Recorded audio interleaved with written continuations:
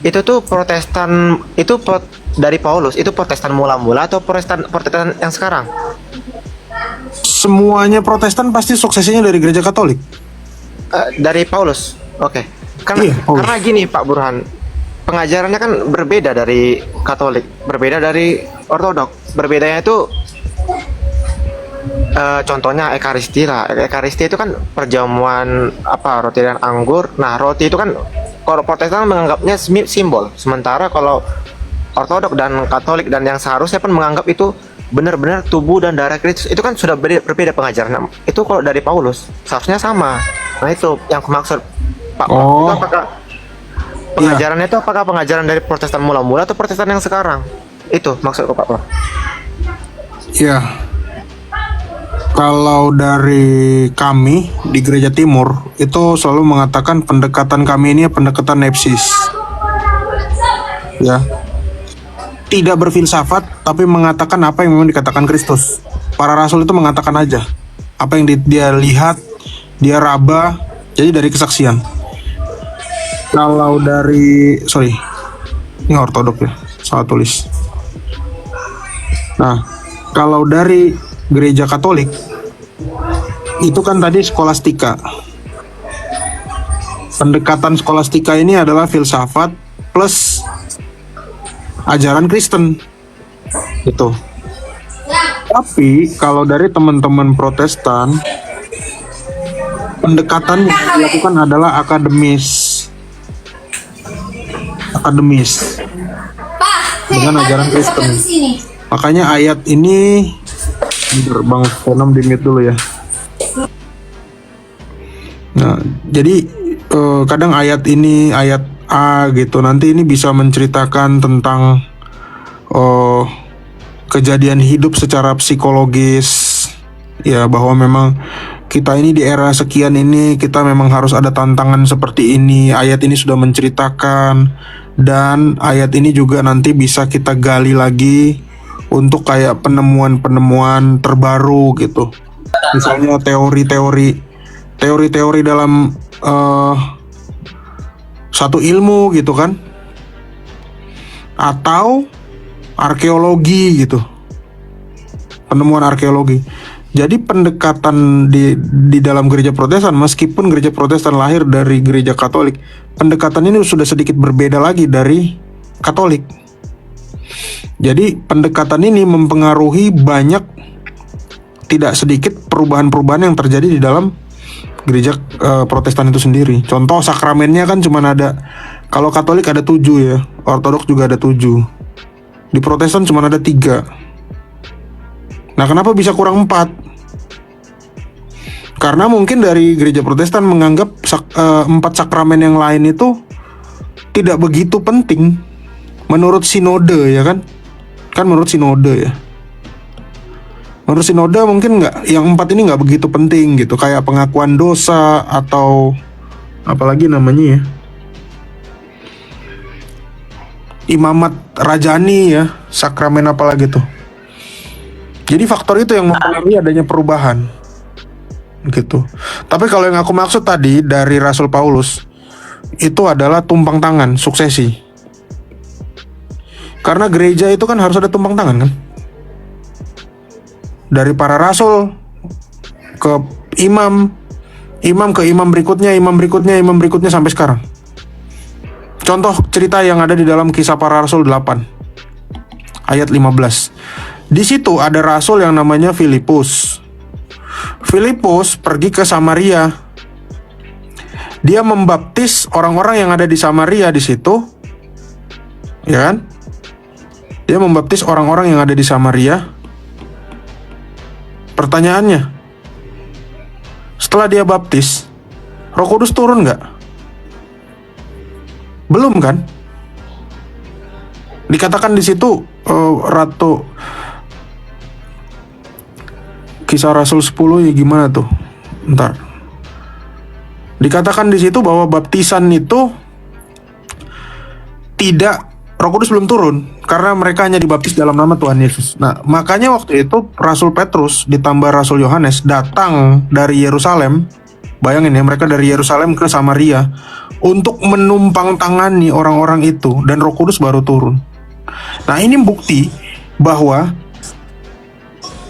pembaptisan atau sakramen di dalam gereja apostolik, tumpang tangan itu penting. Karena Rasul Filipus waktu itu belum seorang romo atau belum seorang presbiter, karena dia adalah salah satu dari 7 diaken.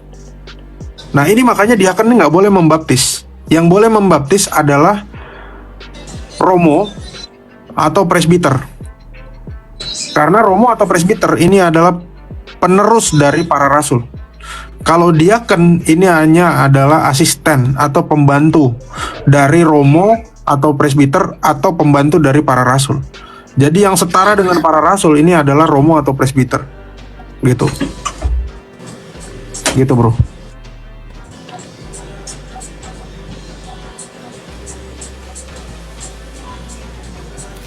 Salam Pak MP, Bang Cinta Damai. Shalom. Nah, itu menurutku Pak Prof penting Pak Prof. Jadi kan kami kan di Kristen kan taunya ini.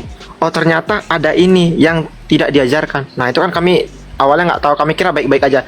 Ternyata kami nggak baik-baik aja. Kenapa? Karena kami ada yang kurang. Oh, ini yang kurang, ini nggak sesuai pengajaran itu. Nah, itu yang sejarah-sejarah ini yang menurutku penting untuk dipelajari. Nah, pertanyaanku Pak Prof, kan ada 3 sakramen, terus ada 7 sakramen, terus 3, terus 4-nya dihilangin. Ini kalau Pak Prof tahu nggak yang menghilangkan siapa itu? Pengajaran dari siapa sih yang mengatakan 4 ini nggak penting, yang ini aja? Itu yang berperan menghilangkan itu siapa sih? Luther kah atau siapa? Kalau hilangnya 4 itu aku nggak ngerti. Aku belum menelusuri ke situ. Kenapa bisa hilang 4 itu? Itu mulai kapan? Itu aku nggak ngerti. Tapi menurutku kalau dari zaman Luther ya, Luther kan pasti nggak mungkin tiba-tiba memodifikasi semua ajarannya gitu kan.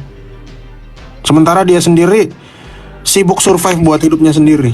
Saya yakin pasti nggak mungkin langsung di itu. Nah, kalau tokoh yang ngerubah itu aku nggak tahu siapa. Kenapa bisa berubah itu? Itu. Nah, masih banyak lagi Pak Prof yang berubah kan. Misalnya tata baptis, kayak Pak Prof bilang yang baptis itu yang harus yang mentasbiskan. Nah, itu kan kalau terus juga apalagi ya Prof, aku nggak tahu lagi. Kan kami kira baik-baik aja kan baptis, kami kira udah oke-oke aja. Ternyata kan ada yang kurang, mungkin ada kayaknya harus berpuasa, harus yang ditasbiskan. Terus apakah yang membaptis kami yang ditasbiskan? Kami kan nggak tahu. Nah, itu pengajaran-pengajaran ini sepertinya penting Pak Prof untuk diketahui kan. Jadi kami tahu baptisan yang benar tuh apa. Kami kira baik-baik aja, ternyata enggak gitu. Karena pengajarannya nggak tahu nih dari mana. Nggak sesuai apa pengajaran semuanya. Iya betul. Itu kira-kira Pak Prof. Di Dake itu harus berpuasa itu. Yang ditabiskan dan yang menabiskan itu harus dipuasa dulu kalau nggak salah. Nah, kami kan nggak tahu, kami kira kan baik-baik aja. Ayo langsung baptis aja. Besok mau daftar nggak? Daftar. Oke, Sabtunya diselamkan. Udah itu, dalam apa tahu Ya itu. baptiskan sekali. Nah, itu nggak tahu berapa kali harusnya kan, tapi kan sekali. Itu. Nah, itu udah benar atau enggak kan kami nggak tahu. Kami kira kan baik-baik aja, ternyata kan tidak. Nah, pengajaran-pengajaran seperti ini penting. Mana sih pengajaran yang hilang? Mana sih pengajaran yang benar? Itu kan kami nggak tahu. Kami kira baik-baik aja, ternyata enggak. Gitu Pak Prof. Gimana tuh Pak Prof? Yang sebenarnya baptisan itu gimana sih Pak Prof? Ya, baptisan memang ikut dari Didake pengajarannya, dan Alkitab itu mengatakan bahwa saat orang dibaptis bukan hanya dalam bahasa Yunani artinya menyelamkan, tapi Yesus waktu dibaptis bahkan sida-sida dari Ethiopia itu dikatakan dia keluar dari air. Berarti baptis memang adalah penenggelaman sesuai dengan bahasa Alkitab. Baptizo itu artinya selam, bukan rantizo. Gitu. Pajang foto. Baptisan itu adalah rantiso itu baru ada mulai tahun 1311 saat konsili gereja Katolik yang namanya konsili Ravenna itu melawan neo-arianisme. Maka baptisannya dirubah waktu itu yang dari selam jadi percik. Nah, saat dipercik itu ditetapkan, maka semua gereja barat itu seragam pakai percikan semua mulai semenjak itu. Gitu. Mulai semenjak itu pakai baptis selam.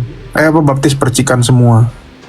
Mestinya itu ranahnya dari teman-teman gereja barat, cuma jarang saya bilang dari teman-teman Katolik nggak pernah ada yang menjelaskan seperti itu. Gitu. Itu apa tuh Pak MP? Ini suratnya Ignatius. Jadi Ignatius itu adalah uskup di Antioquia setelah Evodius. Dia ditulis oleh Rasul Petrus dan siapa ya? Dan Paulus kalau tidak salah. Nah, dia ini adalah cucu muridnya Rasul Yohanes. Jadi Rasul Yohanes itu punya murid namanya Polikarpus. Polikarpus punya murid namanya Ignatius. Nah, kalau Anda baca di Injil ya, Yesus waktu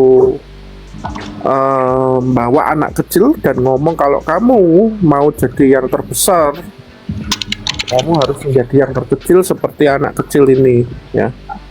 Nah, suratnya kepada jemaat Smyrna waktu dia mau dibawa untuk diadu dengan singa lapar ya, dia menulis 7 buah surat. Salah satunya surat kepada jemaat di Smyrna, karena Smyrna itu masuk yurisdiksinya Antioquia.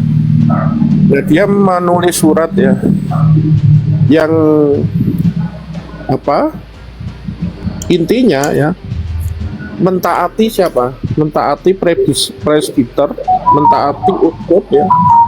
Pastikan bahwa kalian semua ya mengikuti uskup atau mentaati uskup sebagaimana Yesus Kristus mentaati Bapa, dan mentaati presbiter sebagaimana kalian mentaati para rasul, dan hormatilah para diakon karena mereka adalah lembaga Tuhan. Nah, ini yang penting ya, janganlah seorang pun melakukan sesuatu yang berhubungan dengan gereja tanpa persetujuan episkop. Hendaklah Ekaristi yang layak itu dilayani oleh uskup, oleh episkop ya, atau seseorang yang kepadanya uskup itu mempercayakan. Nah, di mana ada episkop muncul atau uskup muncul, di situ pula jemaat berada, sebagaimana di mana Yesus Kristus berada, di situlah gereja Katolik berada. Nah, ini yang penting ya, kenapa Om Burhan tadi ngomong bahwa diakon Filipus ya di Kisah Rasul pasal 8 itu Roh Kudusnya nggak turun ya kan, karena belum dikrisma oleh para rasul atau para episkop yang punya tabisan apostoliknya. Ini Ignatius ngomong gini, tidaklah sah ya untuk membaptis atau merayakan Ekaristi ya tanpa izin uskup. Tetapi apapun yang disetujuinya itulah yang menyenangkan Tuhan, sehingga segala sesuatu itu berjalan atau dilakukan aman dan sah, valid. Dan pastikan kalian semua mentaati uskup sebagaimana Yesus mentaati Bapa, dan presbiter sebagaimana kalian mentaati para rasul. Nah, ini suratnya, ini kalian baca sendiri ya. Wherever the bishop shall appear, there let the multitude of the people also be, even as wherever Jesus Christ is, there is the Catholic Church. Katolik ini bukan Pacitan ya, bukan Roma ya, tapi sifat gereja yang universal ya, dalam hal ajaran maupun dalam keapostolikan. It's not lawful without the bishop either to baptize or to celebrate a law feast. A law feast itu perayaan-perayaan dalam gereja ya. But whatsoever he shall approve of, that is also pleasing to God, so that everything that is done may be secure and valid. Nah, inilah yang dipakai oleh gereja apostolik sampai sekarang. Jadi tulisannya Ignatius ini dijadikan patokan untuk apa? Untuk membaptis, untuk Ekaristi. Nah, suratnya ini yang saya baca ini bab 8 ya. Suratnya Ignatius yang kepada jemaat Smyrna itu keseluruhannya ada 13 bab. Nah, di situ banyak panduan-panduan penting bagaimana gereja mula-mula itu melakukan kegiatan pastoralnya. Jadi gereja ortodoks sampai sekarang itu melakukan sama persis apa yang ditulis oleh Ignatius dan sama persis oleh yang ditulis Irenaeus. Irenaeus itu menulis Ageneresis ya. Cuman para sekolah kan tahunya Ageneresis yang 1 sampai 5. Tapi yang the preaching of the apostles ya, yang pengajaran para rasul itu mereka nggak punya ya. Nah, di buku itulah ya bagaimana tabisan dilakukan, bagaimana yang namanya misterion ekaristi dilakukan, misterion baptisan dilakukan, itu dilakukan oleh ortodoks sampai saat ini. Kecuali Pacitan ya, Pacitan sudah skisma tahun 1054 dan sudah banyak melenceng, makanya tidak salah juga kalau Martin Luther dan turunannya itu sangat anti tradisi. Tetapi lucunya Katolik ya, karena Martin Luther CS ini sola scriptura, sehingga mereka menjadi anti Luther, anti Protestan, dan cenderung anti Alkitab. Jadi ada dua kubu yang satu anti Katolik sehingga membuang tradisi gereja mula-mula, dianggap semua itu sampah ya, seolah-olah sampah ya, sehingga hanya Alkitabnya yang diambil. Yang satunya mengagung-agungkan tradisi ya, anti Protestan, anti sola scriptura, sehingga kalau debat-debat ya lihat anti scriptura, anti Alkitab.